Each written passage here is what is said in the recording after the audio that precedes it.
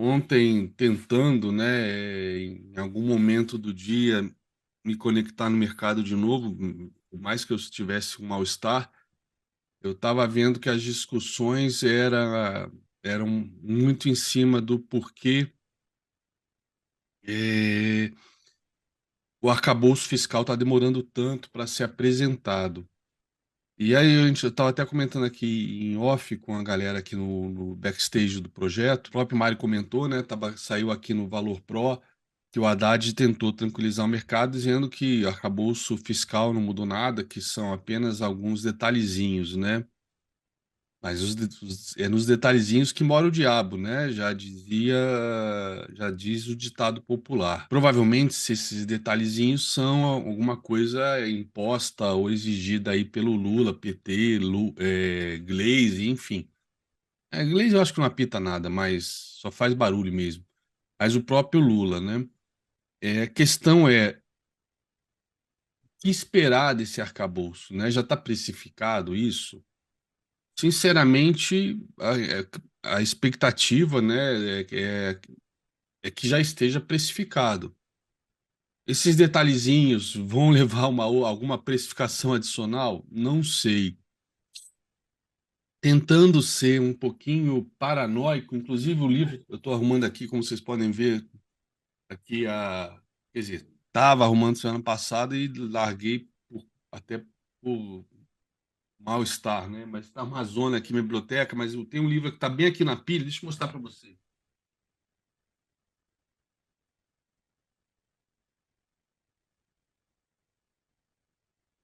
Esse é um livro bem velho, dos anos 90, tá? Eu estou aqui separando para liberar algum espaço. Para vocês terem uma ideia, agora, olhando aqui a capa de trás, que eu estou lendo aqui, ó, Steve Jobs, diretor executivo da Pixar Animation Studios. Ou seja, ele não tinha nem voltado para a Apple ainda, né? Depois que ele foi demitido pelo CIO que ele contratou. E esse livro me chamou muito a atenção na época, né? Não sei se foi por eu me sentir, né, identificado com essa frase famosa do fundador da Intel, tá? Só os paranoicos sobrevivem. É, eu já fui chamado de tudo que é nome no mercado, de pessimista, de, sei lá, um monte de baboseira. Mas talvez na minha carreira de empresário na área de TI e também no mercado financeiro, eu acho essa frase simplesmente perfeita. Só os paranoicos sobrevivem.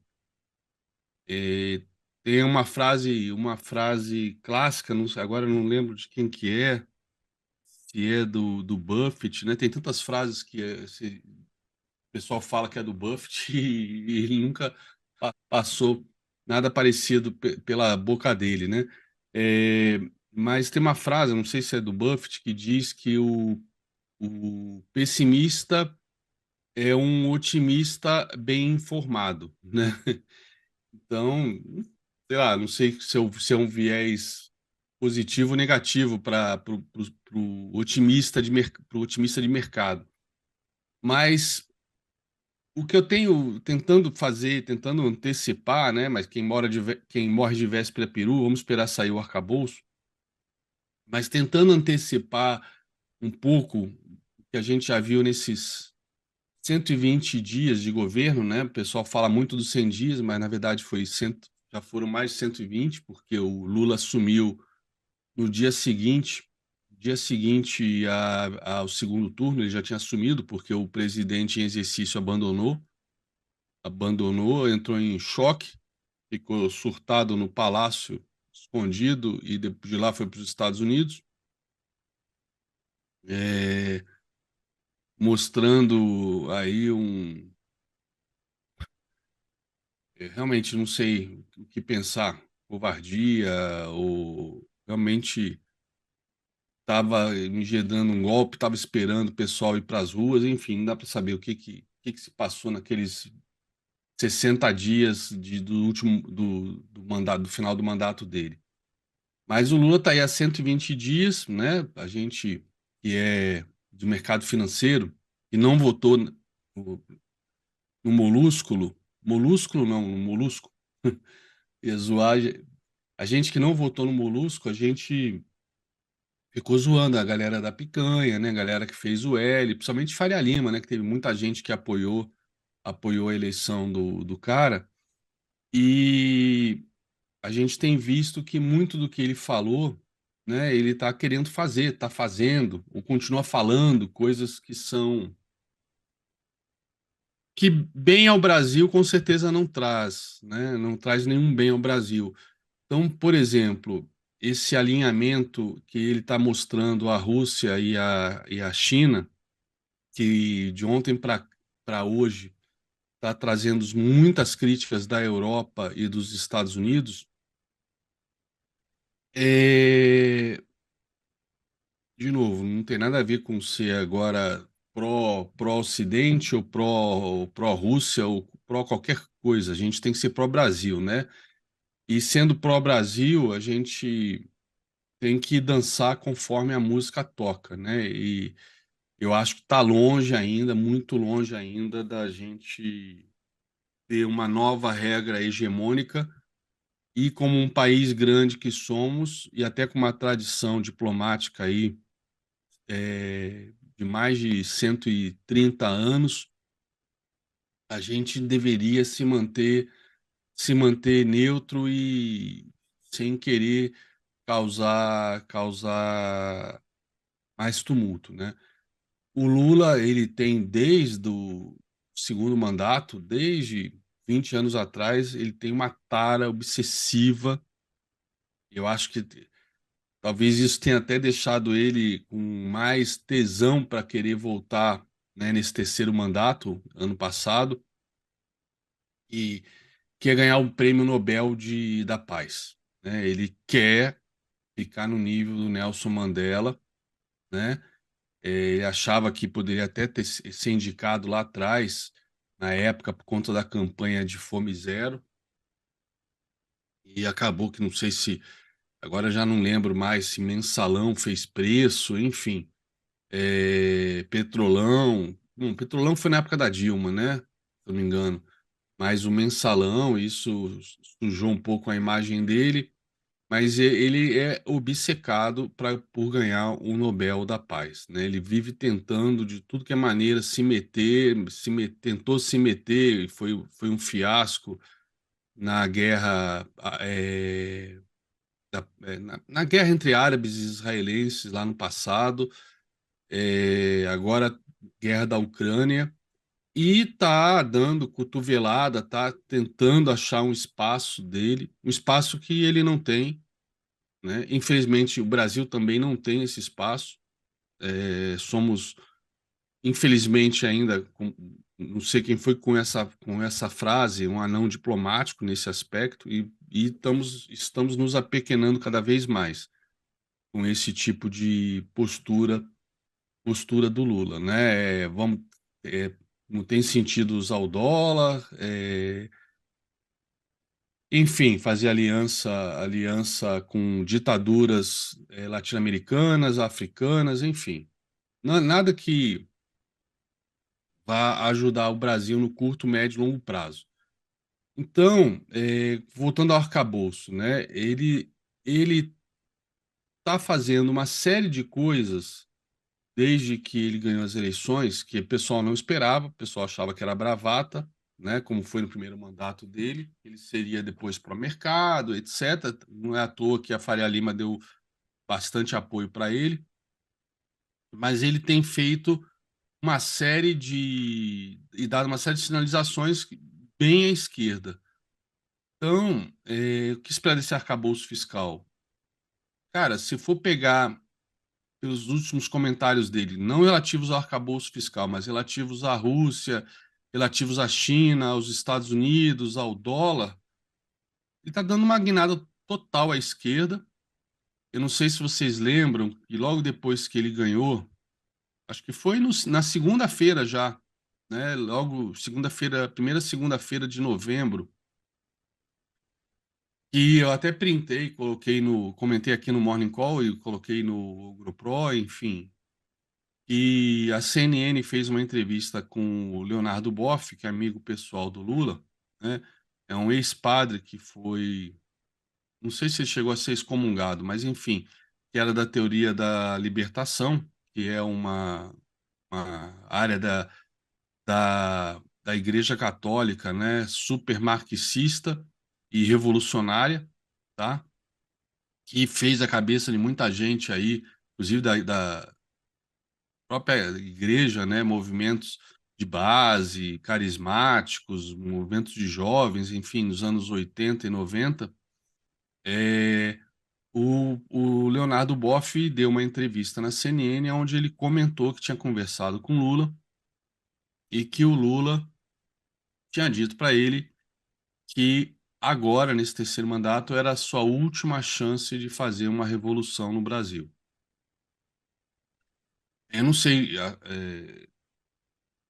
por que que o Leonardo Boff mentiria sobre isso e por que que o Lula ou o Lula mentiria falando isso para o Leonardo Boff, né? Uma vez que já estava eleito. Então, isso ficou martelando na minha cabeça. Eu comentei isso muitas vezes aqui e toda essa discurseira dele agora com a Rússia, e com a China, né?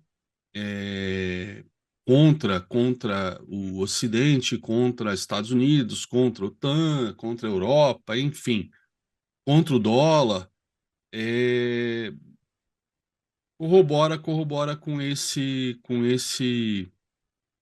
sem fazer nenhum trocadilho, com esse arcabouço esquerdista dele. Então, o que esperar desse arcabouço? Olha, o pessoal tem comentado que se Boulos está reclamando, Gleisi Hoffmann está reclamando, o PT está reclamando, é porque deve ser bom. Aí que tá, tá todo mundo com wishful thinking de que o arcabouço vai vir, sei lá, vai vir melhor do que o esperado. Vamos ver. Agora, não necessariamente se o arcabouço vier melhor do que o esperado, a gente vai conseguir implementar isso, né? Tem muitas casas de análise, inclusive estrangeiras, comentando que as despesas, né, perdão, as receitas com qual esse arcabouço está contando não são receitas garantidas, né? Muita coisa depende também da reforma tributária, né?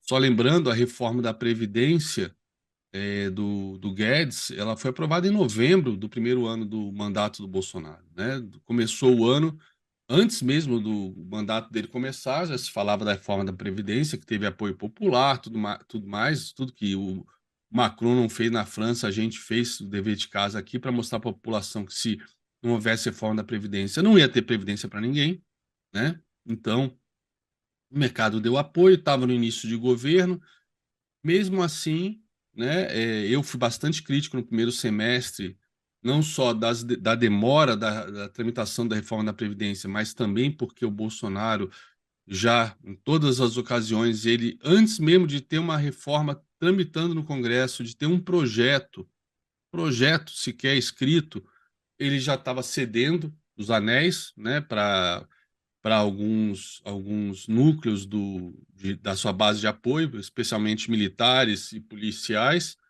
tá? Enfim, e outra coisa, a gente tinha quatro reformas que a gente queria aprovar, né? Reforma da Previdência, reforma administrativa, reforma tributária e reforma política, né?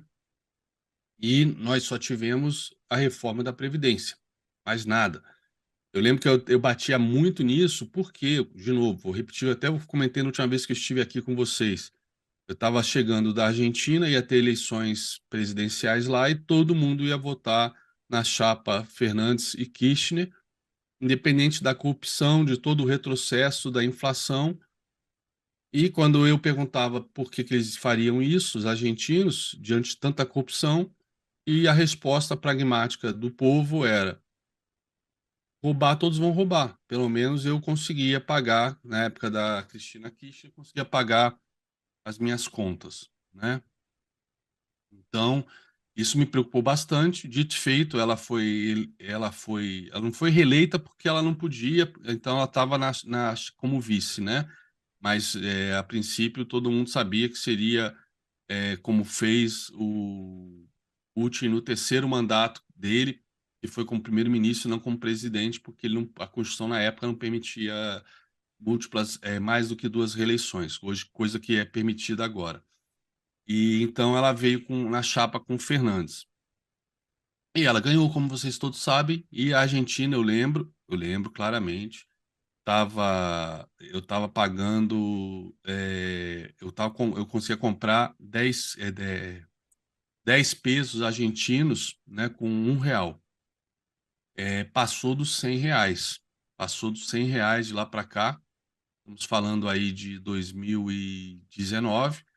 Passou de R$ 100, acho que está R$ 110 o peso argentino.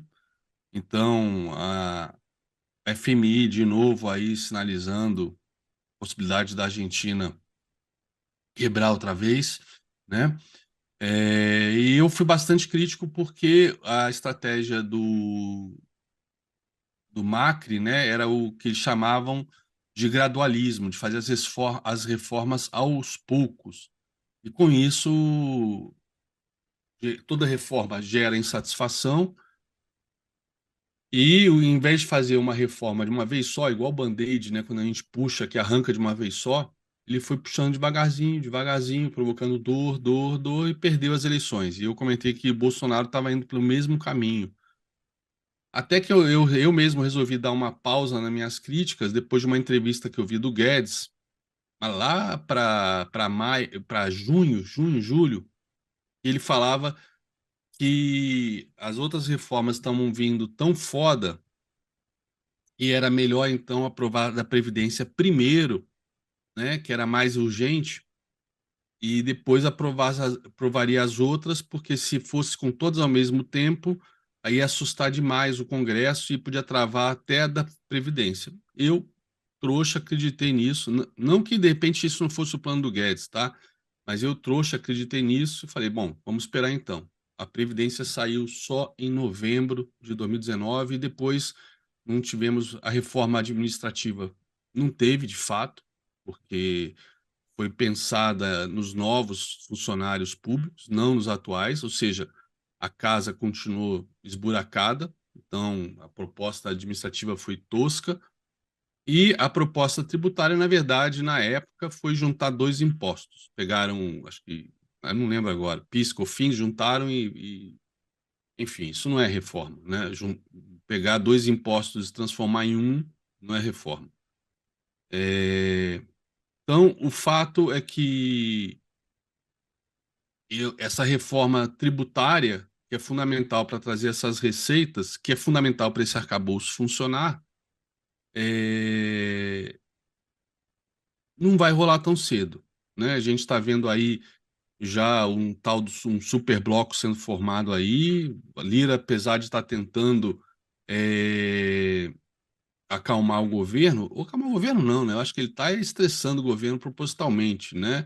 Mas ele tentando, né, aparecer bom moço, como todos os outros presidentes de Congresso Nacional, de Assembleia Legislativa, né, que botam o governo é, debaixo aí do seu tacão, né, cobrando cada vez mais caro.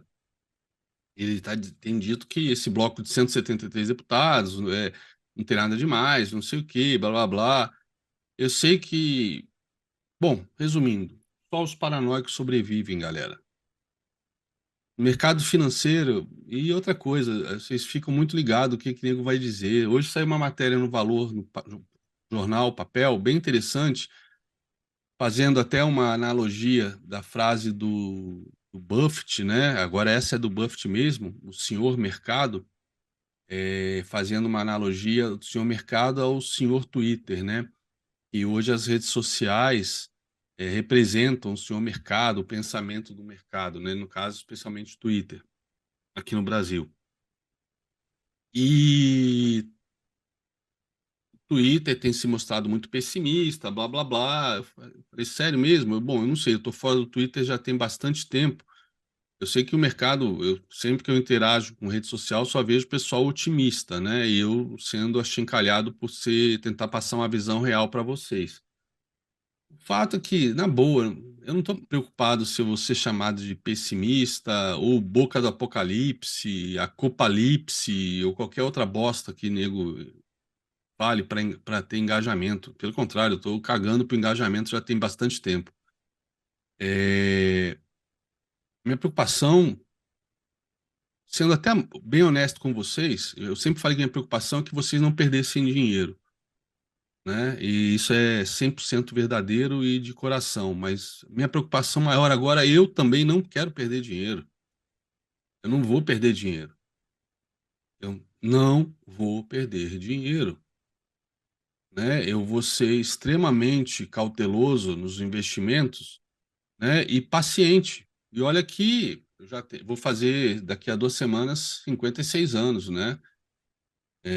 Mas por incrível que pareça, eu vou ser mais paciente que muita gente que tem 20 anos, tem a vida inteira para ganhar dinheiro na bolsa, e pode planejar os seus investimentos com calma, com cautela, nesses momentos de turbulência, né? Eu não vou perder dinheiro. E o importante é que a conta é sempre, a matemática do mercado é sempre prejudicial para o investidor. Ou seja, é melhor é, fazermos menos e sempre do que fazermos muito, tomando muito risco, porque, como eu falei, a matemática é prejudicial ao investidor no longo prazo. Errar tem um custo muito elevado.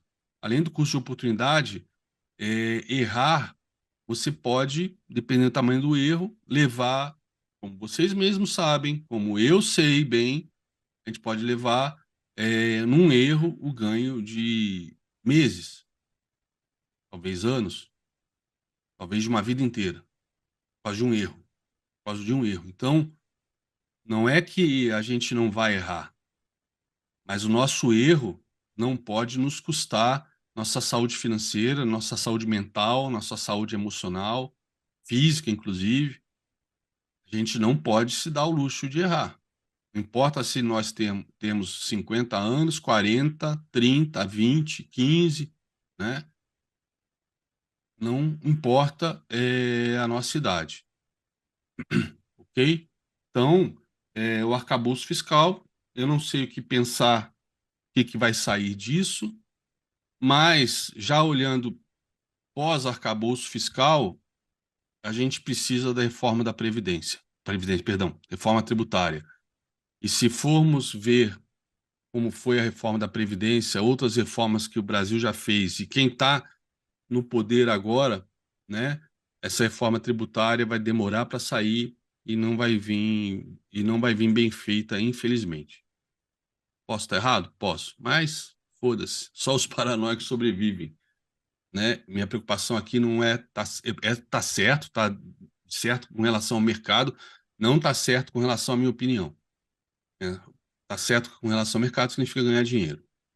É isso que eu clamo que vocês se preocupem em primeiro lugar. Beleza?